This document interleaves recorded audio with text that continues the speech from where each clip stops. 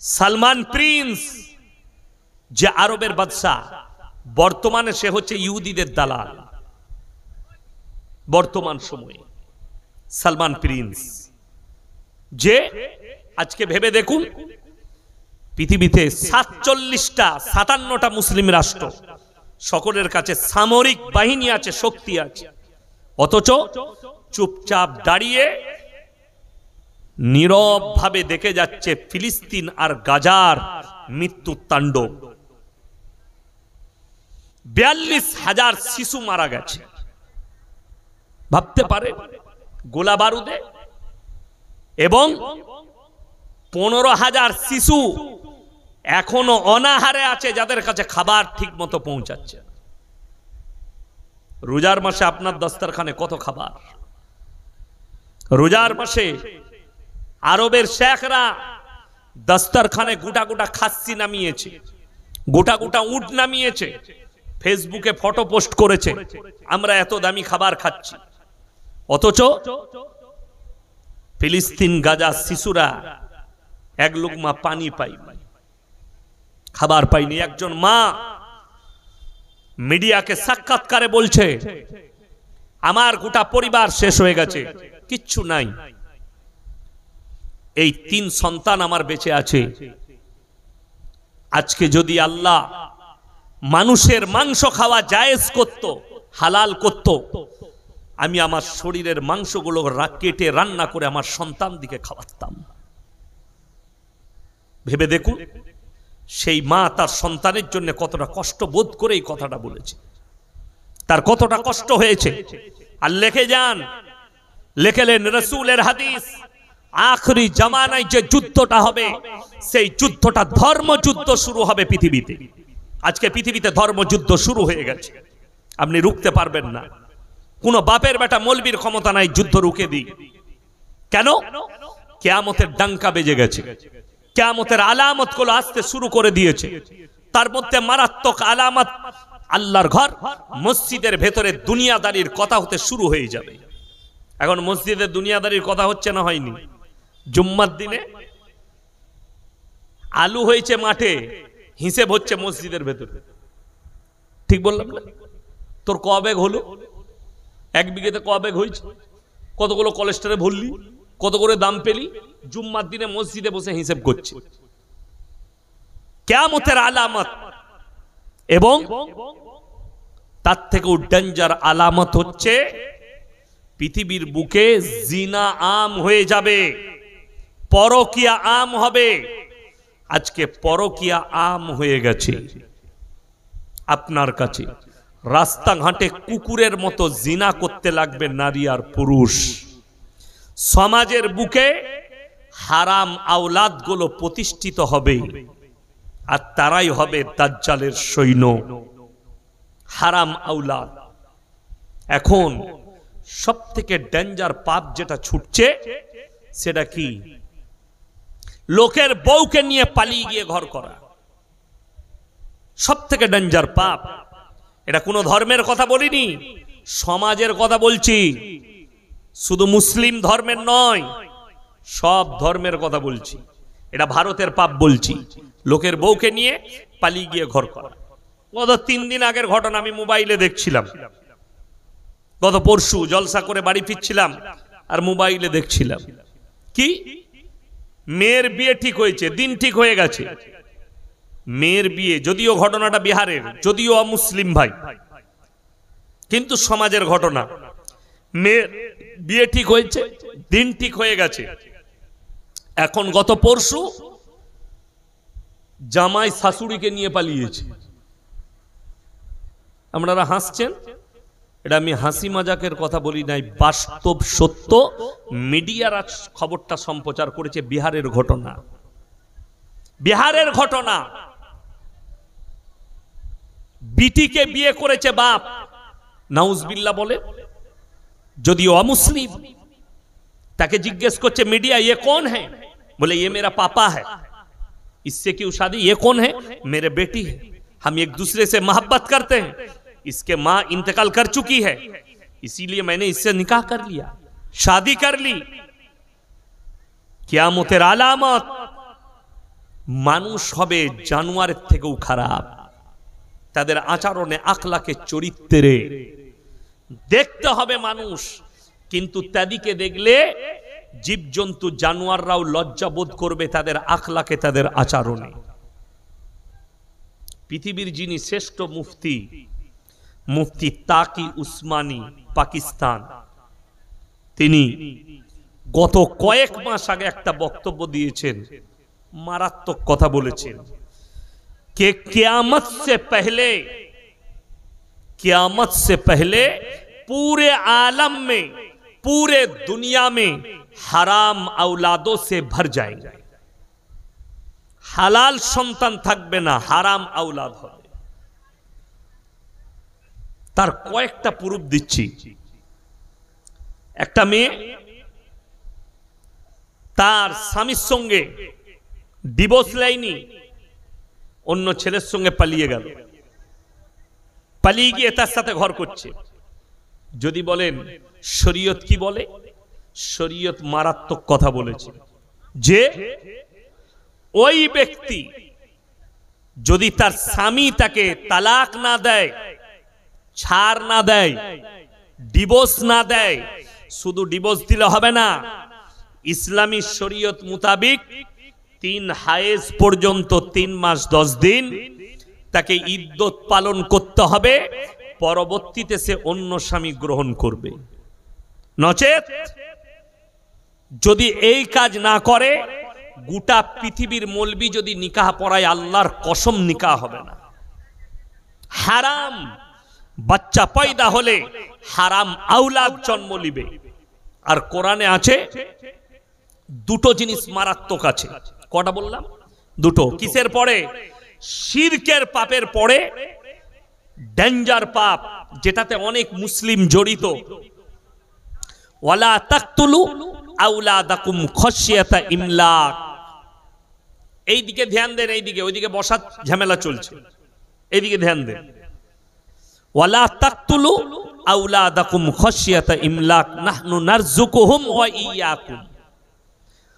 দরিদ্রতার ভয়ে এবং তোমরা তোমাদের বাচ্চাকে কতল করো না এই ভেবে যে আমার যে বাচ্চা আসছে এ যদি আমার হিস্সা খেয়ে নেয়, আমি একে মানুষ করব কি করে? অর্থাৎ কতল করে দাও। দেখবেন আপনি যে জিন্দেগি খালি সুদ খেয়েছে, তার লেগে কি দোয়া করবে? সারা জিন্দেগি মদের ভাটিতে জীবন কাটিয়েছে, তার লেগে দোয়াটা কি হবে?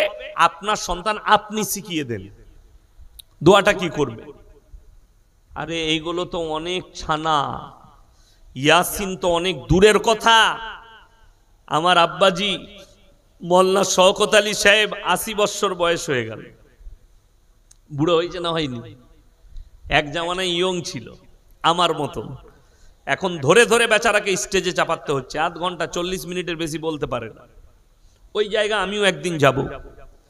ওই রকম আল্লাহওয়ালা আলেমকে নিয়ে আসুন। 100টা নয়, 1 কোটি পৃথিবীর পীরকে এক কাছে করুন, 1 কোটি ফকিরকে এক কাছে করুন, গোটা পৃথিবীর মুবাল্লিগকে এক কাছে করে দোয়া করান। আমি আপনাকে বলে দিই, এদের সকলের থেকে, সমস্ত সাহাবীর থেকে, সমস্ত ইমামদের থেকে, সমস্ত হাদিস লেখকদের কাছ থেকে নবীজির সম্মান বেশি না কম? কথা বলে না এরা? নবীজির থেকে দামি লোক পৃথিবীতে কেউ এসছে? কিয়ামত পর্যন্ত কেউ আসবে? আসবে না। তাহলে ভেবে দেখুন, আল্লাহর হাবিব সাল্লাল্লাহু আলাইহি সাল্লামের কাছে খবর এলো, হাদিসে আছে, আপনার চাচা যান মারা যাবে। নবীজি ছুটলেন, চাচার হাতটা টিপে ধরলেন আর বললেন, চাচা আমি তোমার ভাইপো মুহাম্মদ, আল্লাহর নবী, তুমি একবার খালি কলমাটা পড়ে নাও, আমি আল্লাহর কাছে কেঁদে কেঁদে তোমার জন্য ক্ষমা চাইব। কি বলল জানেন?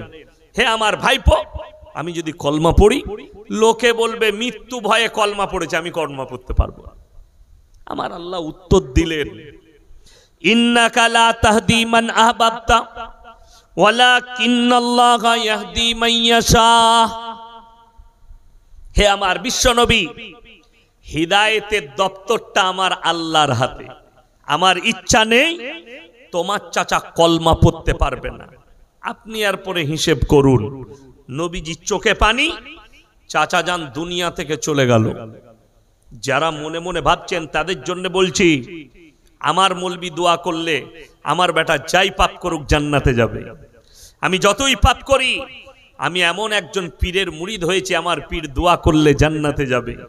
তাদের জন্য বলছি, শুনেলেন, এটা আর কেউ নয়, পৃথিবীর শ্রেষ্ঠ পয়গম্বর ইমামুল আম্বিয়া হযরত মুহাম্মদ মুস্তাফা, সকলে জোরে বলুন সাল্লাল্লাহু আলাইহি ওয়াসাল্লাম। চলে গেলেন। নবীজি আল্লাহকে বললেন, ওগো আল্লাহ, তুমি আমাকে যতদিন না নিষেধ করবে, আমি ততদিন আমার চাচার জন্য কেঁদে কেঁদে তোমার কাছে ক্ষমা চাই। কে বলছেন? আল্লাহর নবী। আচ্ছা বলুন তো, নবীদের দোয়া কবুল হয় না হয় না? কথা বলেন, কবুল হয়। নবীরা যা চেয়েছেন আল্লাহ কবুল করেছেন, কিন্তু আপনার জানা নেই, ওই জন্য কোরআনের জ্ঞান নেন, হাদিস কোরআনের জ্ঞান নেন। অনেক সময় দোয়া যদি আল্লাহ বিরোধী হয়, আল্লাহ নবীদেরও দোয়াকে ঘুরিয়েছেন এবং তাদের উপরে ফরমান জারি করেছেন। আল্লাহ নবী যখন চাচার জন্য দোয়া চাইতে লাগলেন, আল্লাহ জিবরিল আমিনকে পাঠালেন এবং নবীজিকে একা নসিহত করেননি, দুজনকে। আল্লাহ কজনকে ভালোবাসেন মানুষের মধ্যে? দুইজনকে। কজনকে বললাম? কথা বলে না, কজন? দুজন। এক হচ্ছে আল্লাহর পয়গম্বর নবী, দ্বিতীয় নম্বর হচ্ছে মুমিন। কথাটা বুঝতে পারেননি?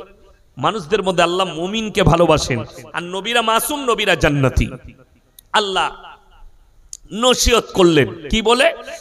মা কানা লিন নবী ওয়াল্লাযীনা আমানু আন ইস্তাগফিরু লিল মুশরিকিন ওয়ালাউ কানু উলি কুরবা। হে নবী এবং মুমিন, তোমরা দুজন কান খুলে শোনো, যারা মুশরিক হয়ে, বেঈমান কাফের হয়ে, বদ্দিন হয়ে মারা গেছে, তাদের জন্য তোমরা দোয়া করতে পাবে না, যদিও তারা তোমাদের নিকটতম আত্মীয় হয়। নবীজির হাত নেমে গেল, দোয়া করতে পাইনি। আপনাকে দ্বিতীয় দলিল দিচ্ছি, এটাও আমার বাপের নয়, দাদর নয়, কোন ইমামের নয়, কোন সাহাবীর নয়, এটাও একজন নবী। এবং যার কথা বলছি, যে নবীর কথা, পৃথিবীতে যতগুলো আল্লাহ নবী পয়গম্বর পাঠিয়েছেন, হযরত আদম আলাইহিস সালাতু ওয়াস সালাম থেকে আখরি নবী পর্যন্ত, সব থেকে বেশি দিন হায়াত এবং বেশি দিন দাওয়াত দিয়েছিলেন এই নবী, তিনার নাম হচ্ছে নূহ নবী। 950 বছর দাওয়াত দিয়েছেন। জোরে বলুন সুবহানাল্লাহ। কোরআনে আছে 950 বছর। তাহলে হায়াতটা দেখা যাচ্ছে কোরআন মোতাবেক 1000 বছরের বেশি আল্লাহ হায়াত দিয়েছিলেন, খালি দাওয়াত দিয়েছেন 950 বছর। চলুন, নূহ নবী তার কওমের কাছে বিনীত অনুরোধ জানালেন। কি বলে? হে আমার কওম, আমি তোমাদের কাছে বিনীত অনুরোধ জানাচ্ছি, তোমরা আমার আল্লাহকে বিশ্বাস করো। তিনার কওম এবং তিনার সন্তান কিনান, সে বলল, আব্বা, যদি তোমার আল্লাহকে বিশ্বাস না করি তা কি হবে? তোমার আল্লাহ কি করবে? বললে, আমার আল্লাহ মুষল ধরার বৃষ্টি দিয়ে তোমাদিকে বন্যায় ডুবিয়ে দেবে। কি উত্তর করলো জানেন কিনান? তোমার আল্লাহ যদি বন্যা দেয়, তোমার আল্লাহকে শুনিয়ে দাও, এমন উঁচু জায়গায় চাপবো যেখানে তোমার আল্লাহর পানি পৌঁছাবে। অনেকজন আমরা ভাবি না, দেখবেন যখন দামোদর নদী, আপনাদের এখান থেকে কতটা দূরে? দূর আছে না? দামোদর নদী, মুন্ডেশ্বরী, অজয় নদী, রূপনারায়ণ, যখন বর্ষাকালে ঝাড়খণ্ড, বিহার পানি ছাড়ে, দামোদর, দুর্গাপুর যখন পানি ছাড়ে, তখন দেখবেন হুগলি ডিস্ট্রিক্টে, হাওড়াতে, উদয়নারায়ণপুরে এলান হয়, নদী বিপদ সীমার ওপর দিয়ে আপনারা নিরাপদ জায়গায় সরে যান, বলা হয় না? প্রশাসন থেকে এলান করা হয়, সরকার এলান করায়। কেন? যে কোনো সময় নদীর ভাঙন নিতে পারে, আপনাদের ক্ষতি হবে। মানুষ মনে করে নিরাপদ জায়গায় চলে গেলেই বেঁচে যাবে। কোরআন কত মারাত্মক কথা বলেছে সূরা আরাফে। ওয়া কাম মিন কারিয়াতিন আহলাকনাহা ফাজাআহা বাসুনা বায়াতান আও হুম কাইলুন। হে আমার নবী বলে দাও, আমি যখন কোন জনপদকে ধ্বংস করেছি, কোন জাতিকে ধ্বংস করেছি, নির্দিষ্ট সময়ে যখন তারা গভীর রাত্রিতে নিদ্রা অবস্থায় থাকে, আরামরত অবস্থায়, কিংবা দ্বিপ্রহরে মানে দুপুর বেলায় তারা আরামরত অবস্থায় থাকে, আমার আযাব তাদেরকে অ্যাটাক করে পালাবার কোনো রাস্তা পাবে না, কোন রাস্তা নাই। আমার ভাই, আমার বন্ধুগণ, নূহ নবীর সন্তান আল্লাহকে চ্যালেঞ্জ ছুড়েছে। আল্লাহ বললে, হে আমার নবী, তুমি নৌকায় চেপে যাও, যতগুলো জীব জন্তু জানোয়ার আছে সব তুমি জোড়া জোড়া নাও, নৌকার উপরে যাও। আল্লাহ কি হবে? আমার আযাবের ইন্তজার করো। আল্লাহ মুষলধারার বৃষ্টি দিলেন। মুফাসসিরিনরা লিখছেন, পৃথিবীর বুকে আজকে 15 তারিখ, 15 এপ্রিল, যেদিন থেকে দুনিয়া শুরু হয়েছে আজকে তারিখ পর্যন্ত অত বড় বন্যা, অত বড় প্রলয় পৃথিবীতে ঘটেনি। আল্লাহ সমুদ্রের পানিকে 1250 ফুট উপরে তুলে দিয়েছিলেন, কমও বেশি মুফাসসিরিনরা বলছেন, এবং গোটা পৃথিবী ডুবে গেছে নূহ নবী নৌকার উপরে। আচ্ছা বলুন তো, কোন মানুষ যদি পুকুরের পাড়ে দাঁড়িয়ে থাকে, তার সন্তান যদি পানিতে পড়ে যায়, সে ঝাঁপ দিবে না দিবে না? সাঁতার না জানলেও সে ঝাঁপ দেবে। নূহ নবী চোখে দেখতে পাচ্ছেন আমার সন্তান ডুবে মারা যাচ্ছে, আল্লাহর কাছে হাত তুলে বসলেন আর বললেন, লা আসিমাল ইয়াউমা মিন আমরিল্লাহ, ওগো আল্লাহ, এটা আমার ওরসজাত পুত্র, তুমি একে রক্ষা করো। আল্লাহ উত্তর দিলেন, লামিনাল খাসিরিন, হাত নামাও। যে আমাকে মানেনি, আমার নবীকে মানেনি, আমার দ্বীনকে মানেনি, তার জন্য তুমি দোয়া করলে আমি তোমাকেও ক্ষতিগ্রস্তদের মধ্যে ফেলে দেব। নূহ নবীর হাত নেমে গেছে। আল্লাহ নবীকে ধমক দিয়েছে, হে আমার মুসলমান ভাই, আপনি কোরআনের জ্ঞান অর্জন করলেন না, হাদিসের জ্ঞান অর্জন করলেন না, আপনি নির্ভরশীল হলেন একজন ভণ্ডের কথায়, যে আপনাকে পয়সার মাধ্যম দিয়ে জান্নাতে সওদা করেছে, যে আপনার ঈমানকে ধ্বংস করে বলেছে টাকার বিনিময়ে জান্নাত দেবে, দোয়া করে জান্নাতে দেবে, তোমার পাপ আমি আল্লাহর কাছে ক্ষমা চেয়ে নেব তোমার হয়ে। বড় কষ্টের বিষয়, সে নিজেও জানে না যে তার অবস্থাটা কি হবে। আপনাদের মনে মনে হবে এই মৌলবীরা বক্তব্য দিচ্ছে, হুজুররা এরা বুজুর্গ দিন, উলামায়ে দিন, আমার মতো 100টা মৌলবী ধরা পড়বে। এই বক্তারা তো অনেক দূরের কথা, তোমার পীর মাশায়েখরা তো অনেক দূরের কথা। সূরা আরাফে আছে, ফালানাসআলান্নাল্লাযীনা উরসিলা ইলাইহিম ওয়ালানাসআলান্নাল মুরসালিন। কিয়ামতের দিনে মৌলবী মুল্লা পীর ফকিরারা অনেক দূরের কথা, আমি আল্লাহ রাসূলকেও দাঁড় করাবো, পয়গম্বরকেও দাঁড় করাবো, তাদের উম্মতিকেও দাঁড় করাবো, তাদের উম্মতিকেও দাঁড় করাবো, এবং উভয়কে জিজ্ঞাসাবাদ হবে, তোমাদের কাছে কি দাওয়াত দেওয়া হয়নি? তোমরা দাওয়াত কিভাবে পৌঁছেছিলে আর তোমরা কিভাবে কবুল করেছো?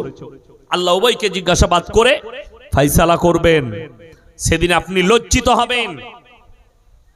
আমি শুনেছিলাম কানেতে বারবার, জুম্মায় জুম্মায়, জলসায় জলসায় মৌলবীদের মুখে, ভালো মানুষের মুখ থেকে সুদ হারাম, তারপরও আমি সুদ ছাড়িনি জিদ করে।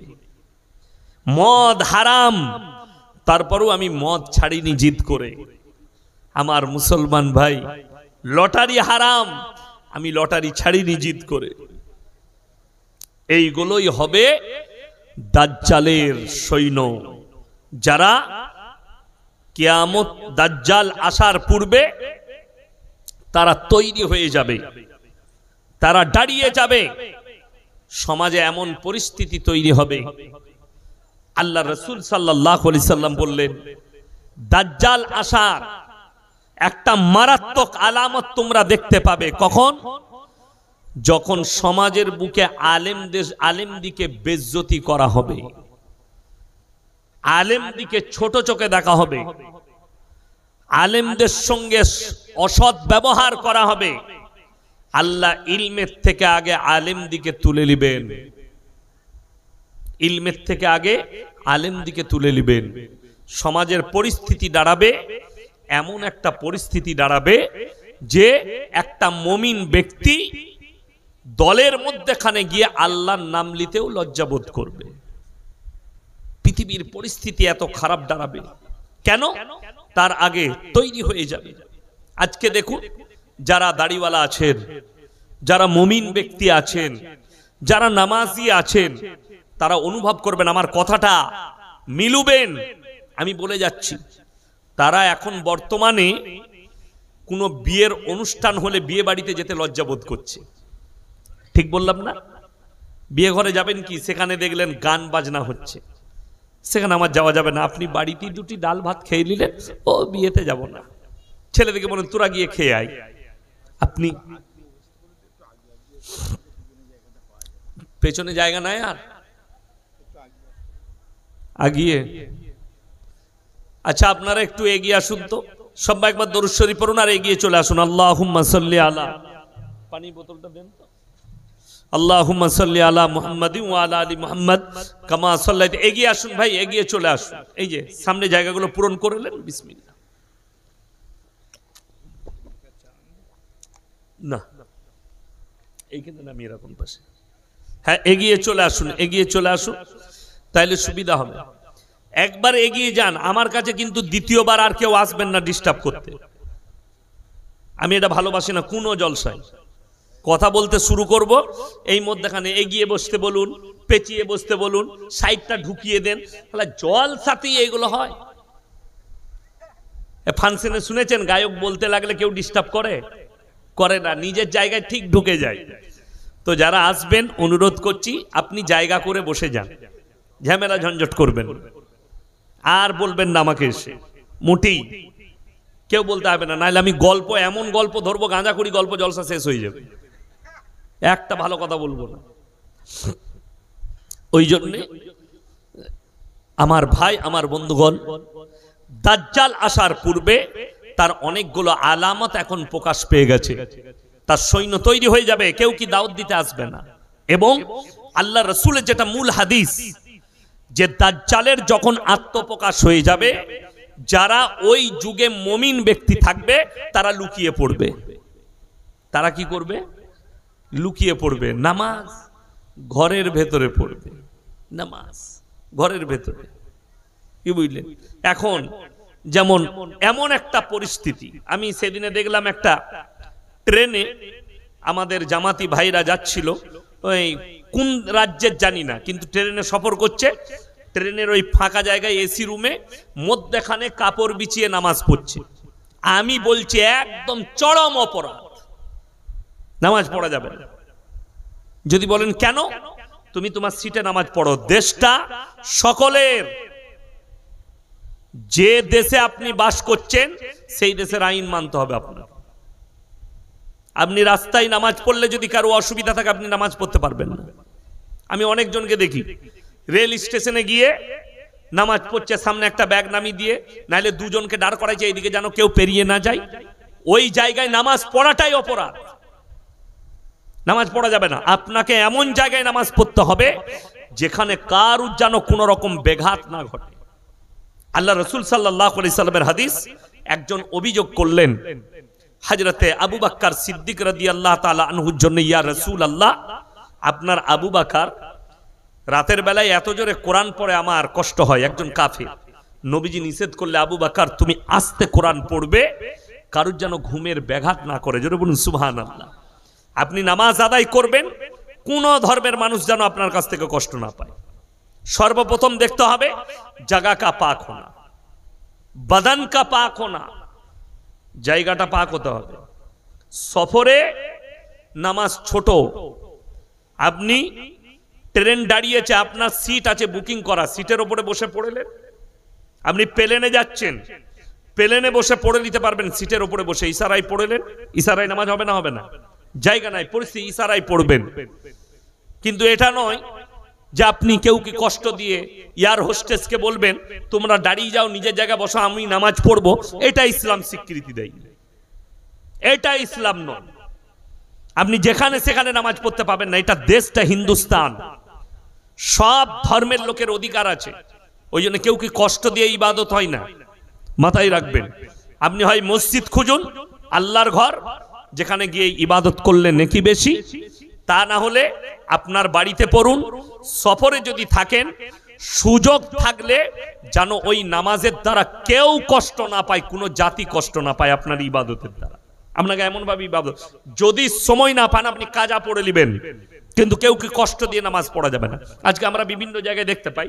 তো আমি দেখলাম ট্রেনের যিনি টিটি আছে, সে বলছে ভাই अपना अपना सीट में नमाज पढ़ो, क्यों दूसरे को तकलीफ देते हो, उठाओ नमाज मत पढ़ो। আপনি এখন প্রশ্ন করবেন, অন্য ধর্মের মানুষরাও তো রাস্তায় এটা করছে ওটা করছে, তো তুমি তার সঙ্গে কম্প্রোমাইজ করছো কেন? কথাটা বুঝতে পেরেছেন না পারেন? তোমার আর তার মধ্যে তুমি আর সে কি সমান? কথা বলেন। যে জানে এবং যে জানে না দুনিয়া কি সমান? সমান নয়। আপনি কালমাওয়ালা, আপনার হুকুম হচ্ছে রাসূল আকরাম সাল্লাল্লাহু আলাইহি সাল্লামের আদর্শ এবং আল্লাহর হুকুম, এই দুটো আপনাকে ফলো করতে হবে। বাকি কে কি করছে দেখা দরকার নেই, এই দুটো আপনি ফলো করবেন। আর রাসূলের আদর্শের মধ্যে আছে, আল্লাহ নবী সাল্লাল্লাহু আলাইহি সাল্লাম বলেছেন হাদিস, তোমরা মুমিন ততক্ষণ হতে পারবে না যতক্ষণ পর্যন্ত তোমার কাছ থেকে তোমার প্রতিবেশী সুরক্ষিত নয়। পাশের বাড়ির লোককে সুরক্ষা দিতে হবে। তোমার বাড়ির পাশে হিন্দু বাস করুক, শিখ বাস করুক, দলিত বাস করুক, আদিবাসী বাস করুক, যে জাতিরই মানুষ বাস করুক, সে যেন আপনার কাছ থেকে কষ্ট না পায়, তকলিফ না পায়। এটা ইসলাম। আপনি একটু কষ্ট ভোগ করলেন, আল্লাহর কসম করে বলছি, যারা ভাবছেন, যারা এই দুনিয়ায় মক্ত হয়ে আছেন, দুনিয়া সম্পর্কে গাফিল, তারা দিন সম্পর্কে। আচ্ছা বলুন তো, পৃথিবীর যেদিকে নেতা মন্ত্রী বাদশাহ দেখছেন, আমি আপনি যারাই আছি, আমরা চিরকাল থাকবো না মারা যাব?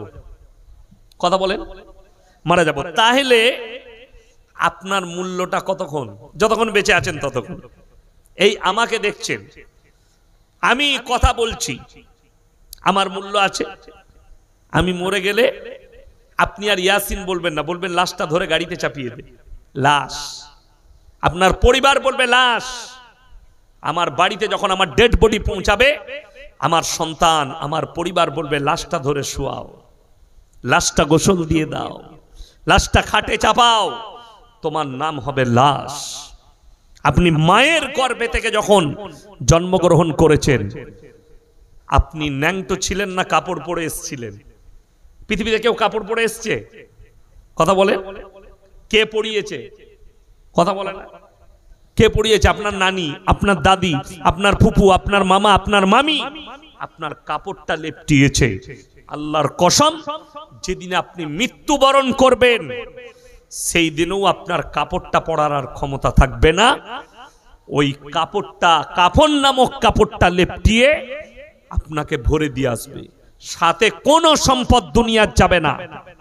আপনার জায়গা, জমি, সম্পদ সব পড়ে থাকবে। আপনার সাথে একটা জিনিস যাবে, সেটা হচ্ছে নেক আমলটা, ভালো আমলটাই যাবে। আর কোরআনে তো স্পষ্ট বলা হয়েছে, ইন্না শাইতানা লিল ইনসানি আদুউম মুবিন, শয়তান হচ্ছে তোমাদের প্রকাশ্য দুশমন। এটা কোরআনে বলা হয়েছে।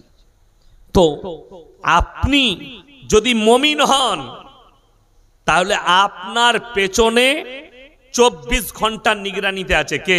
শয়তান। নামাজ পড়লে নিগরানি দিবে, ভালো কাজ করলে নিগরানি দিবে।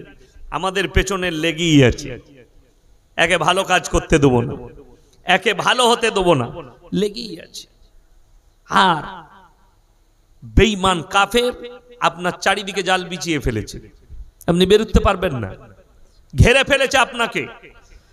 দাজ্জালের সৈন্যরা আপনাকে ঘেরে ফেলেছে, ইহুদিরা ঘেরে ফেলেছে। আজকে মোবাইল খুলে দেখুন, লেখা আছে ইহুদিদের পণ্যগুলো বয়কট করুন, লেখা আছে না? না, কোনটা বয়কট করুন? জলসায় গেলে, বিয়ে বাড়িতে গেলে কি দিচ্ছে? থামস আপ, কোকো কলা, মিরিন্ডা, এগুলো কার? সব ইসরায়েলের প্রোডাক্ট। কি বললেন? Sarap এক্সরেল, KitKat chocolate, dairy milk, এই ধরনের বহু প্রোডাক্ট মুসলিমরা ইউজ করছে। তারা আপনার মাথায় চেপে বসে গেছে, মাথায় চেপে বসেছে। আপনি কি বলবেন? আপনি ভারতের মানুষ, আপনি নামাজ পড়ছেন। আমি চ্যালেঞ্জ ছুড়ে বললাম, একটা লোক 5 ওয়াক্তের নামাজি, দিনদার, মসজিদে নামাজ পড়ছে, তার ইমানটা যে কাবা ঘরে নামাজ পড়ছে তার থেকেও ভালো আছে। কাবা ঘরে কেউ যদি 1 রাকাত নামাজ পড়ে, তার নামায় আমলে 1 লাখ রাকাত নামাজের নেকি হবে। জোরে বলুন সুবহানাল্লাহ। কিন্তু কেউ যদি মুনাফেক হয়, বেঈমান হয়, তার নামাজ কাজে লাগবে? কথা বলে না?